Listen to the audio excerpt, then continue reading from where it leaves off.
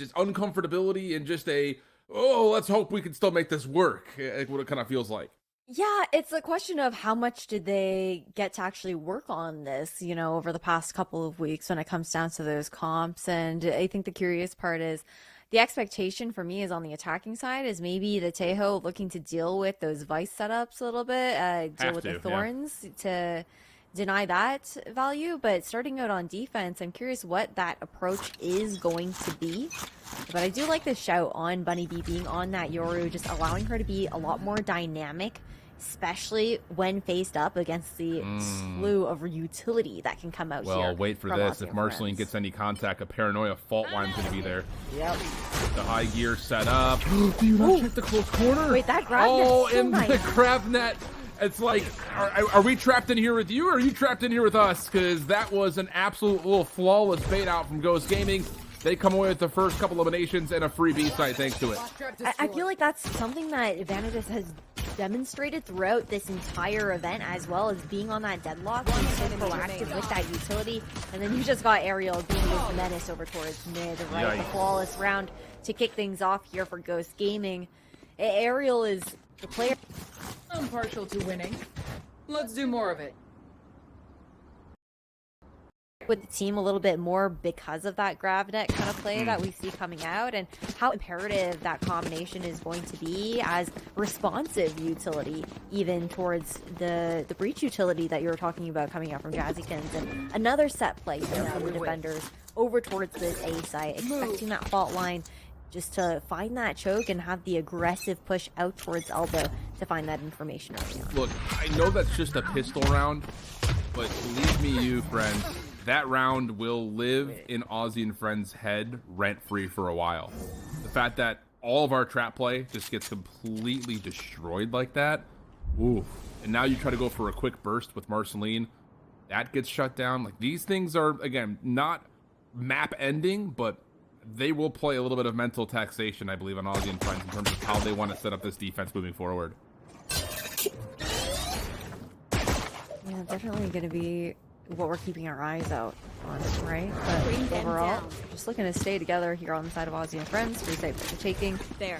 Nice and easy on the side of Ghost. And the big thing, too, I think, is you Aussie and Friends, you're also looking to try and test, like, early on as well, right? You think about these setups here with the double sentinel into the post plants. It's so deadly to try and push back into that when there's so much of that stall with the concuss, with the sound sensors, and then you've even got the thorns as well to be that additional slow.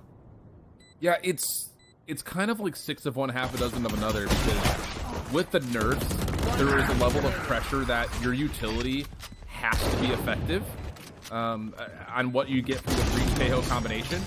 But at the same rate, like, if you're trying to save that utility for a more guaranteed hit in the post plant, you got to keep in mind that the deadlock is just going to completely shut down 2 angles of approach. So it becomes punishing to play reactive like that. But the other side is if you use too much too early and it doesn't land, then all of a sudden you're screwed for the rest of the round. Like, it is one of those situations that you kind of have to, pick your poison. Do we try to go for the trap play early? Do we try to play reactive to help up our post plant where we're going to be more funneled into one particular angle? Like, it's a tough call to make, and the pressure of the call is already being established. So Aussie and Friends come into their purchase right here. Yeah, we'll definitely have to see the depth that Slandy is going to be able to dig when it does come to those calls, but an immediate reaction here, right, off of that initial missed shot is just to take even more space for Marceline, play for that one. Heads up. Now that works. Honeybee just kind of walks right into it, to be honest, thinking the decoy was enough to deter any potential opening defensive play. Doesn't actually work out that way. And now the offense starts to make its way over towards B again. No duelists in the picture here, so lots of pressure to see what information you can find with Miara, and then how much of the site can you break down with Vanitas behind it. And look how fast the rotation back are called because of the drone from Plan B out towards A main. Everyone else back onto this B site. Now 4v5. The take on the B has not happened yet. 45 seconds, and Ghost Gaming will kill the noise. See if they can create some doubt, pull the defense back. And to be fair, Marceline rotating over means that there is no early pressure at A main. So will Aussie and Friends just kind of stick to their guns here, or will they shake in their shoes a little bit? Oh, I mean, Slandy's still 30 jiggling seconds that left. slightly longer angle over at A main. There's been no noise over at mid either. The read is good. It is. Now here comes the hit. Ball line stalls it out a moment. Good timing on the defensive paranoia. Ariel has to wait in the dark cover. Good opening shot. Arsenal responds from their own. Brave will give it the time to pop on out, but it's going to be just down to what you can find in the opening trades. Just down to Jazzy over the top of the site. Does not challenge it immediately. The salvo out will punish and take Keteris down to critical health. And I don't think they know that Jazz is playing in this tight corner. There's the last dark cover, and just as soon as it starts to embellish the site, it does give an opportunity for Jazz to find the trade, and then Slandy follows up to secure the round for Aussie and Friends. So we're getting a little bit of an answer now here for Aussie and Friends, what they want to do with those salvos as well. Ignoring the initial play that was seen during the pistol round, we're getting the idea that they want to maybe just go for some of that plant delay as Ghost Gaming try to get that spike initiated. And I'm curious to see if that is going to be kind of the general plan that gets carried forward, because you do have to just be so careful with how you use that utility now that it no longer recharges, the additional investment that goes into it and how purposeful and intentional you have to be. So same aggression over towards A. Going home, no one taking that initial angle over towards the C side, the fall back. Again, it looks like the protocol here for B at the very least is going to consistently be these retake scenarios, knowing that they have that utility to flood back into the site. Yeah, and again, but that's the thing is, like, if that's the choice you're going to make, you have to work through the presence of what these Sentinels can do to the site. Now, fortunately, they do take the bites out early. Stealth drone largely denied by Vanitas. Nightfall early going to be called into this. Earned immediately and spent immediately. Sound sensor up. Puts a small pause to AF on this retake, but doesn't really stop too much. Now this is the next question. With sentries still available and active, especially over towards market, what space can Buddy B use to work with? On an island by themselves. Only finds one. Marceline catches another over towards B main. So now you can put pressure on the spike. It forces the spray to come through. We are the last one left and just gets absolutely overwhelmed with pre-fire. Aussie and Friends, good on the retake as we tie up at 2. And now, what's going to be the adaptation here for Ghost Gaming? Because I think we talk about the stall potential for them, right? But in the way that they're also looking to rely so much on the barrier mesh, cutting off that market angle, they know that they're trying to funnel Aussie and Friends over towards Boba. But that also means that for this B plant where you can't really play that B main spam anymore, it's a lot less comfortable. The market wrap is a lot less comfortable as well. Typically you want to see teams taking either that Boba control or ideally that market control. But when you're denying that angle, it just becomes that much more uncomfortable. Immediate fight here over towards A. Whoa. Flashes to reply. But Bunny does lose their life. Lydia able to provide the first blood. It's just sheriffs, but Ariel, good for 1. Maybe a chance onto Riv, who is the Aussie of the Aussie and Friends. But battle will be delayed, and their spike will rotate over to B. Yeah, they're more than happy to play numbers here, right? Lydia still goes for something a little bit aggressive, finds the pick, and you just have comfort into the 4v3. The plant, sure, will be able to be initiated here for Ghost, but I like the walk up into the smoke at the very least. This comes down to the timing. Cybercade's behind this. Razor Vine's also apart, but Arrows with the catch to do. Keteris still alive, if only just barely. So 2v2. Weapon not collected, though, on that push-up. So it's still just on to Sheriffs. And weakened health pools for the most part. Jazz does have the ability to go into the rolling thunder if they want to. Oh, a headshot connects, but through the wall. Miara off the reload. No, can't connect under the body shot as Jazz forces the issue, hits the right click, and saves the round for Aussie and Friends. So close, though. Nearly a Ghost Gaming round win off of an eco round. So much of that work being done by Ariel that popped through that smoke, and then still being able to get the vines initiated so that after they fall, there is that additional delay so the util doesn't go to waste. Now, you see these ideas coming through, right? I want to see those market plays being made on these buy rounds. Again, you really can't rely on that ability to just spam over towards B main. Instead, it will be the look over towards mid, try to find a bit of that control. This is space that we haven't seen Ghost Gaming contest too much, aside from those lurks that come later into the mid round out from Aerial. Yeah. Yeah, it's been a very interesting first 5 rounds because I think there's a level of, like, Ghost Gaming probably doesn't feel like they've had an efficient round yet in terms of how their composition should work. Like, they have not had both Sentinels alive in these post-plant situations lately with full weapons. So there's a level of, like, we can still max this comp out a little bit better. Or on the flip side, for AF, they're sitting here like, we're actually finding some decent value with this Breach Tejo at the moment. So let's keep trusting that. There's the salvos out. Vanitas feeling the pressure, tosses an early grab net. Spam from Slandy largely comes up empty. That's a very deep barrier match. That is, what are we doing? Vanitas, oh my goodness. Riv just sticks it. Neural Theft now out. Aerial, all of the world to deal with through mid, but only finds one. Rolling Thunder cuts across the site, but look at the hold off. The barrier mesh still in. The Prowler holds off another. And then Bunny can hit Dimensional Drift to try to stop this from being diffused. There's the ping. And that's enough for the spam to work out for another. Flashes through. AF stuck all over the site. Bunny be out of the Dimensional Drift, but you have to make sure it doesn't get fully diffused. And that's the power of the Yoru, right up and early activated to finish off the round. And that's something that we would not have been able to see if the Phoenix had gotten picked. And so key in being able to find that spam coming in from Ghost Gaming. And then you also have the fact that Aerial manages to catch off that rotation into mid as well. And man, this round got scrappy, that's for sure. Got a little silly, got a little bit goofy. But overall, a nice way to stop the bleeding here on the side of Ghost Gaming. Yeah, really, really good. And I still like this too, calling the timeout here if you're Ghost Gaming, because yeah, you come off of a round win, but there's still a level of, like, this is getting feisty. Like, we're not controlling the map on this offensive side, especially in the post plants, the way that we drew it up in the playbook. Like, we're still not really getting the respect that we feel like we deserve off the deadlock utility. The barrier mesh is either being avoided or walked through. Same with the sensors. We're really not finding a tremendous amount of success with Vice at the moment outside of what Aerial's doing in the kill department. Like, we're not, like, the Razor Vines are fine, but, it hasn't really stalled out as much as you would hope to. I don't think the answer would be yes in terms of, again, maximizing this comp. So there is a level of what's causing us issues to get on the spike or on the spike sites cleanly. And then beyond that, like, how do we scale a little bit deeper to make our presence really overwhelm these sites? That feels like the question mark right now.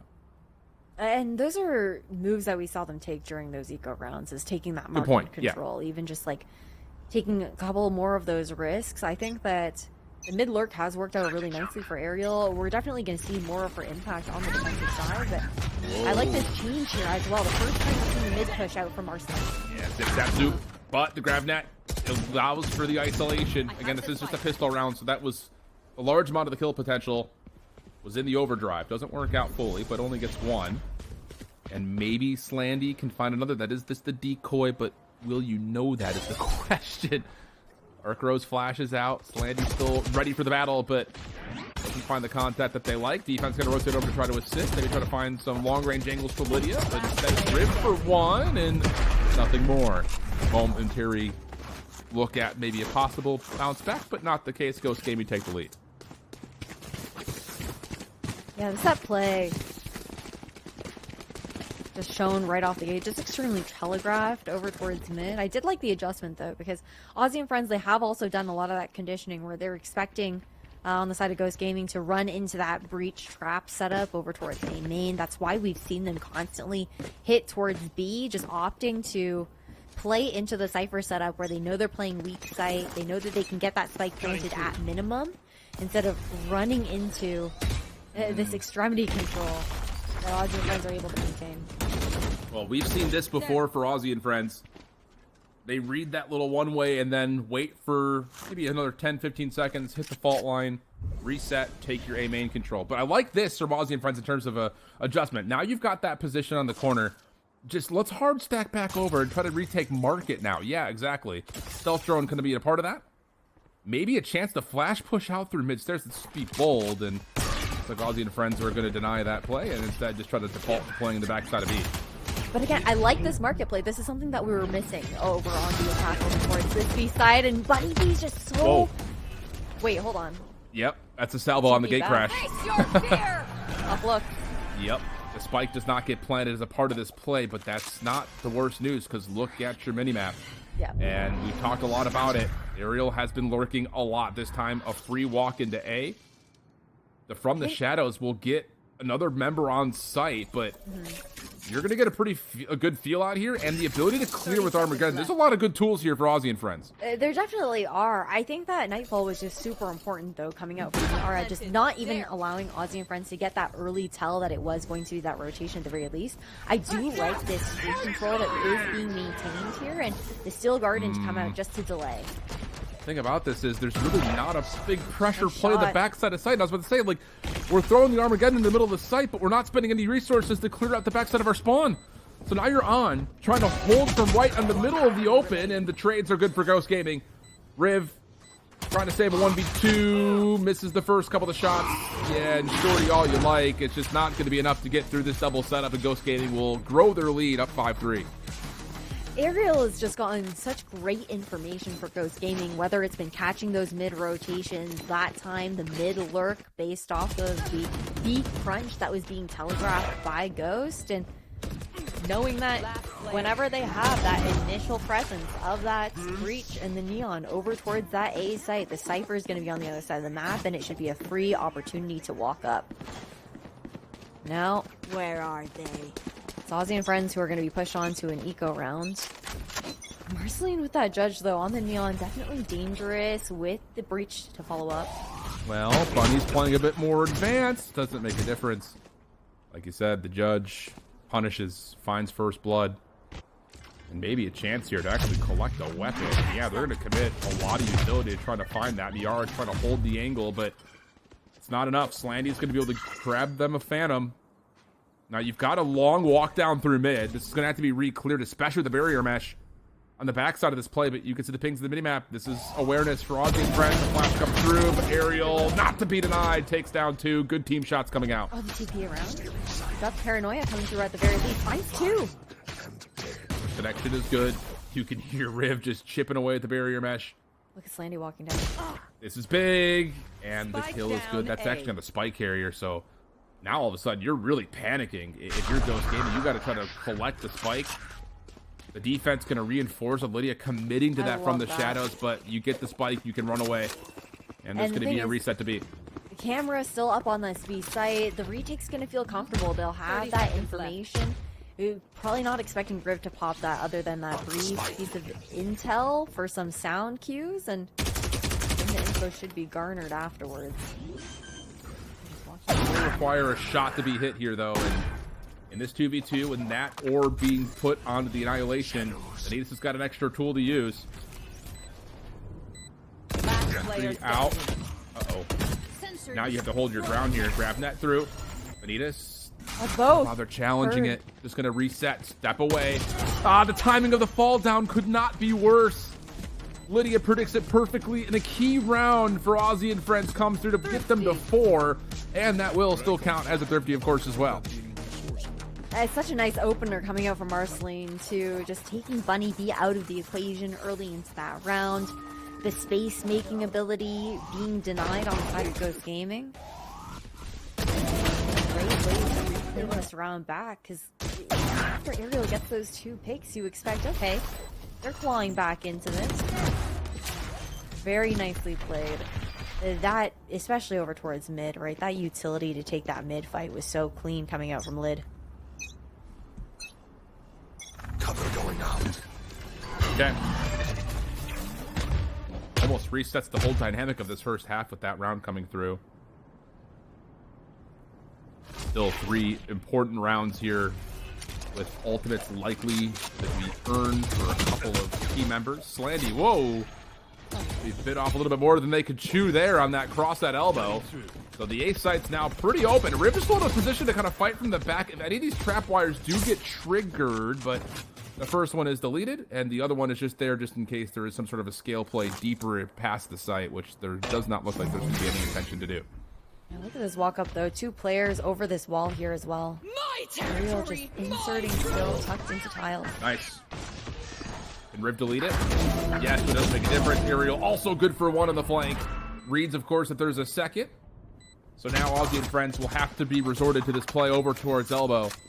No way you play from the back of the side. Aftershock may actually be, whoa, maybe a bit more punishing than you would have expected. And Vanitas, who was trying to play for timing on the follow-up, is completely taken out of the round. Jazz is going to get this almost to halfway. Trades are still decent. Maybe an opportunity. But the neural theft will have Riv caught out. And Keteris will find the final elimination to get Ghost their 6th. Great timing coming out from those swings on Bunny B as well. Just being able to stay tucked the entire time. Trusting the comms coming from the team. And finding this advantage now on this attacking side by 2 rounds like we were talking about. And Aussie and Friends, the chain of rounds that Ghost Gaming have been able to find. Again, it's been this kind of like very awkward situation where they can't get extremely comfortable with any of these buys. And even the ultimate economy not looking too great for the next couple of rounds here. Meanwhile, for Ghost, they're cycling into some solid ones. You've got Steel Garden coming up next. Oh, the paranoia may have actually given that flash. away.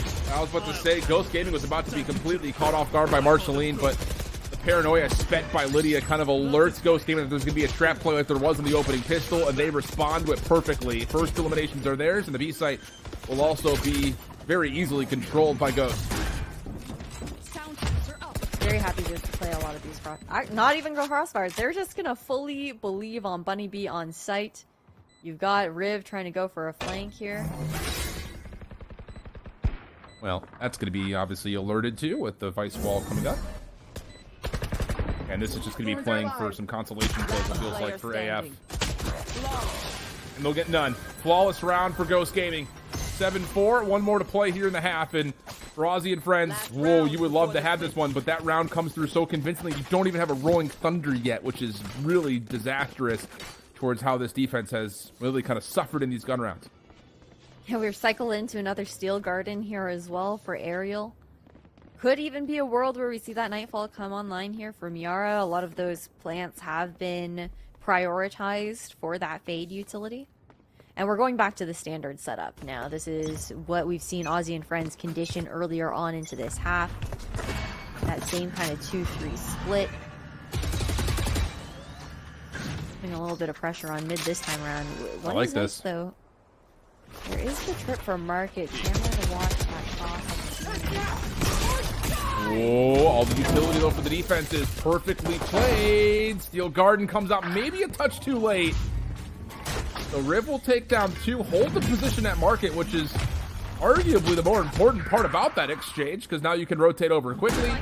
And yes, you get the plant if you're Miara, but this is a 2v4 where you just have to hope Aerial can pop off, and no, Riv, privy to the play, gets the shutdown, and Miara now has to go 1v4, avoids the paranoia, and nearly gets a lineup from the heavens, but not going to happen. Riv has 4 in the round, and AF will catch their 5th before we swap the sides.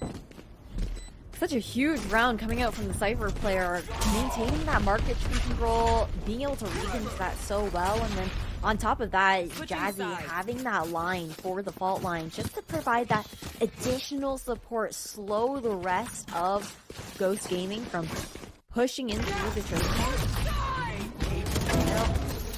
7-5 pounds, so pistol rounds are always important, but when it comes down to maintaining that advantage and potentially tying things up into our 3rd map here as well. Again, it's an elimination match into this rematch between Aussie and Friends and Ghost Gaming, trying to guarantee at minimum that 3rd place finish. The importance of how this sets up your year cannot be highlighted enough. Of course, a rematch between these two teams that went 3 last time. All 3 maps were close. Look at the score at the top of the UI, and all 3 maps have been close to this point as well. Quick take here for Aussie and Friends 2. What is a wide open B site? This has been voluntarily given by Ghost Gaming, so we're going to get an early look in terms of what they want to do in terms of the retake. I mean, Market Door is broken at the very least. We've got that grab net available here for Venom. Didn't hit where it intended to. walk right into a huge crossfire setup. Somehow Bunny gets What? 2? Yeah. How? I mean, that looked like it was going to be overwhelming presence for the post plant, but not the case. So now all of a sudden, oh, the gate crashed into the deep side of the site. Has Aussie and Friends kind of looking multiple directions at once. Trades are decent. Slandy, the last one left, has to finish off both these eliminations quickly. Off the side of the cover. Good for one. Time's going to run out. And may even get all of them, and that's indeed the case. The 1v2, Red Bull clutches Aussie and Friends take the second half pistol. Dude, Slandy has been so impactful in these moments. Like, she has been such a rat throughout this entire series. Like, genuinely such a key piece. And a couple of these rounds where it looks like it's falling apart for Aussie and Friends, and she's just able to carry them over the line. Is so incredibly well played by the shot caller in these individual small decisions that she is making in these clutch scenarios. And that was a huge pistol round to pick up here for Aussie and Friends, considering that setup that we have available with that double sentinel here on defense on Ghost. They want to start this half off strong. There. Well, you can see, I mean, again, it's just utility all over the map as soon as the barriers drop. 2 sensors, barrier, of course, is going to be placed on the corner. Going to allow Bunny to shoulder pretty freely for now, but pressure immediately over to Ariel's direction as the hit on B looks successful. And just to kind of, again, build up a bit of a talking point towards how do you use the Tejo and the breach. Same way you always would on offense, it's just the reset ability is obviously a lot lower. So you're just trying to get the Neon deep into sight. That's been successful to this point. Paranoia across the site. Marceline is not affected by that. Even deletes the haunt, plays the counter flash perfectly. And Ariel, little bouncing Bunny into the site, will only find one as Slandy catches another 3 and is 1 away from a second half Armageddon. Woo! Like, that is huge going into this round. You just get to collect like the B main alt orb and you're set for that potential post plant. Not even the post plant, but even just maintain, like, trying to take that backside control over towards A, B, or you look to take over an elbow.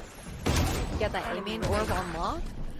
Curious to see what that approach is going to be here for Aussie and Friends, what they're opting for. It will be that lean over towards the A site. And I like this change up here as well. Last 2 rounds, we saw a different look. Deadlock over at A. This time, Ariel will lean over at that A site. Already ahead, man. Yeah, I was going to say, this is just Neon doing Neon things right now, just trying to break timings. Good catch, though, from Ariel. Good timing and better shots. As it was a bonus, don't get me wrong, but woof, that was shut down immediately by Ghost Gaming with a flawless round. Yeah, just so comfortably clawing back there, right? I think that's part of the way that you're looking at the setup too. Just the mid wall provides a lot of that passive information over towards Ghost Gaming. Aussie and Friends haven't done much poking and prodding there, aside from maybe a little bit of that market control that we saw them going for during the pistol round. I haven't actually, you know, garnered that information quite yet, I don't think. Swap back. Well, once again, Marceline just trying to get aggressive early, met with resistance by Ghost Gaming. Bunny does get punished, trying to play off the flash, so it's a 1-for-1 exchange. 4v4 early, but it will be a elbow taken with a walk down from Riv, a little bit deeper in the middle to see if he can catch anyone making a play through market, but unlikely to happen as Ariel is responsible by themselves to play B. I like how dynamic Ghosts have been with these Sentinel setups, like just swapping round for round here with that Vice and the Deadlock and making it a little bit harder for Aussie and Friends to read into. We'll have to see a little bit of a break in the pattern, because at this point it's kind of just like round for round having that switcheroo. They're doing a really good job just to like contest any of these fast executions where Marceline's trying to scale up on one lane super quickly. Cutting noise. Look at the way Ariel's just walked out mid. There's a full read from Ghost. Armageddon is a bit annoying. It's a foot race, and Anidus is able to avoid it just barely. But on site, Miara, how much time can you kill? Well, you read the easy teleport. Oh, the now with the grab net, almost able to line up the last couple, but we still stay 2v2 until Riv falls. And now it's just down to Slandy, who has been heroic to this point, but on 7 HP this would be different, and it won't happen. Ghost Gaming get their 9th. And again, Ghost Gaming, I think, where they really thrive are in these fast flood retakes on defense. Like, when things get really scrappy, they manage to find so much success in the utility that's being thrown out, how they're responding to the aggression coming out from Aussie Friends. And it's just looking really nice so far. Now, Aussie Friends onto an eco. Nowhere near that overdrive. Not going to see that come out here. Or the Neon into this round. And the Ghost are more than happy to actually look to fight into them, knowing that they have a little bit more of that. Whoa. That was a little dicey. We're okay. We're okay, Shift. Yeah, but you do get the Yoru completely out of the A site, so you've got numbers here if you're Aussie and Friends. Now, to be fair, again, with where these sensors are placed, that's fine. Like, you're going to be playing on site anyways. Prowler does scout out Marceline in the corner, so may allow kind of an easy decision for Bunny to reset. Decoy up through mid. They know Marceline's stuck. Yeah, they know Riven's stuck, more importantly. Both will fall simultaneously. It's like poetry in motion here, dealing with this pistol upgrade round. Changes here overall. Even just shifting that wall over towards the main and thinking that maybe it would be more of like a pop with numbers. Not expecting that mid push. Aerial under some pressure. Long range shots don't quite connect. Bunny dealt with on site. And you got to be careful at this range against Sheriffs. All it takes is one connection. Edder's going to try to take away the close angle. Paranoia will land. Shorty out. You don't get the vision, though. And hold on a second. Aussie and Friends are going to have the numbers. One Phantom collected. No more utility, though, for the post plant. So here comes Ghost Gaming just running their way back in. Miara going to stick right on top of it and not even bother holding it at halfway. Just going to do it all themselves as Benitez. A little 1-2 punch, left, right, center, deals with it all for 4, and Ghost Gaming will get to 10. Aussie and Friends are going to be happy with at least getting that plant down and doing the damage that they did on the eco as well. But now you look at that ultimate economy. You've got 4 ults up on the side of Ghost Gaming. And for Aussie and Friends, I think it's 1, maybe a second on the cusp, if I do recall correctly. And the one that you're looking at is going to be that from the shadows. So just a reposition or information game there for Lydia. Eyes will be more towards Jazzykins, potentially getting the Rolling Thunder online into the post plant, if anything. Annihilation comes up empty. With play for the first time for Aussie and Friends at mid. Whoa, Paranoia, well played. Yeah, Cateris deals the damage themselves. Essentially takes a 1v2 on their own terms. Jazz in some trouble, but dealing with it. And how about it? Jazz has just provided a lifeline here for Aussie and Friends. Yeah, and can get to work on the plant. You've got the Rolling Thunder, so how do you want to set this up? Barrier Mesh has Jazz completely trapped. Rolling Thunder called. Rip trying to follow up behind this, but gets dealt with. He falls in with that. No way! Oh, the team damage because of the boop from Jazz. Oh, that's... I don't know if we have a replay of the overhead, but I want to see how high up Rip just got booped from trying to play off that ledge jump. Hey, things happen. A lot of util is being thrown out into that retake from Ghost Gaming as well, but the reposition from Kataru is so good. Right now, Aussie and Friends, we're seeing these moments where you can kind of take a look at the set plays that they're opting for here, right? Like a lot of that mid pressure, the spacing wasn't too bad, but okay, that's a tough one. That's tough. That is a tough one. We didn't even see her on the screen. Nope. She was gone. W prod for that one. She was up in the air. But I know for a fact, just really quickly, Ash, I know for a fact all 8 people in our production channel are all laughing to the heavens right now that they caught that. Like I think everyone's laughing right now. Honestly, even on the side of Aussie and Friends, you're probably laughing at that, right? Like, you have to be able to laugh at things like that, right? But the time to be called here from Aussie and Friends, it's a half, like a semi-buy coming in, the Bulldogs, and that investment of the Rolling Thunder not paying off is definitely difficult. I just think that it's not like Aussie and Friends have bad ideas. Like, they have cool plays that they're trying to make work, right? And a lot of it does have to get telegraphed when you are trying to make use of that first Tejo salvo in the early round to help Marceline find that space. But what Ghost Gaming are so good at is just being so snappy to reply to the utility that they're seeing and to look to counter that and look to fight back into it. Oh, this is not the end of the road here for Aussie and Friends. You're going to have the ability to purchase in the round following, but you would love to get your 8th here. So that timeout was not just a here's how we make the comeback happen, but it's probably more focused on how do we win this upcoming round. And how about the early walk-up for Vanitas, which might get rewarded? You just would not expect the deadlock to be here. Like at they this are point, shift walking, though. That's a weapon, but it does come at the cost. You get a second one. At the very least, I mean, Phantom could be thrown over. Overdrive is now available here for Marceline, so that could be tossed over to Sandy or Lydia. Well, Hedorus's camera is broken, but Marceline is down to 8 HP, so high gear sprint doesn't do the job. Heading back towards A. This timing on the vines, too, so good. The Thorns coming. This is so frustrating if you're Aussie and Friends. They're going to try to catch the defense before they rotate over. Little do they know, though, the defense is already here. Power of Yoru with the gate crash over. And, yep. That's going to be 12. Again, not the end of the world there for Aussie and Friends, but you would have loved to have made that round a little more competitive.